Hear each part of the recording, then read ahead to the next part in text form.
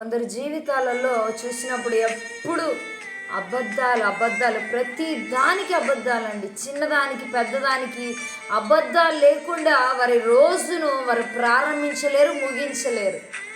ఈ దేవుని బిడ్డలారా, దేవుని వాక్యం సెలవిస్తుంది, అబద్ధమాడు పెదవులంట యెహోవాకు హేయములంట. ప్రతిరోజు అబద్ధము, ప్రతిరోజు మన జీవనము కొనసాగుతున్నప్పుడు సత్యముతోనే దేవుని గణపరచాలి, సత్యముతోనే మన రోజును ముగించాలని. దేవుని బిడలారా, ఎందుకంటే మనకు అబద్ధం వస్తుందంటే, అబద్ధానికి జనికుడు ఎవరంటే దుష్టుడు, అంటే సాతానుగాడు.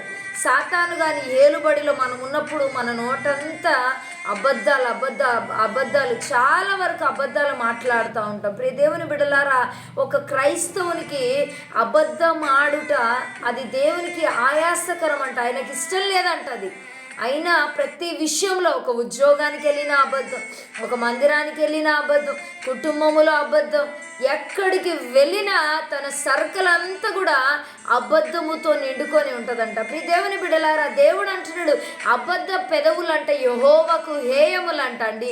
హేయమైన క్రియలు పెట్టుకుని మేము క్రైస్తవులమండి, మేము దేవుని బిడ్డలమండి, మేము ఆ ప్రార్థనలకు వెళ్తామండి, ఈ ప్రార్థనలకు వెళ్తామండి అంటే దేవుడు అంటాడు, అయ్యయ్యో నీ హృదయములో అబద్ధ పెదవులు ఉన్నాయి. అంటే ఆ జనికుడు నీ దగ్గర ఉన్నాడు కాబట్టి నీ మొరలు నేను ఆలకించలేకపోతున్నాను.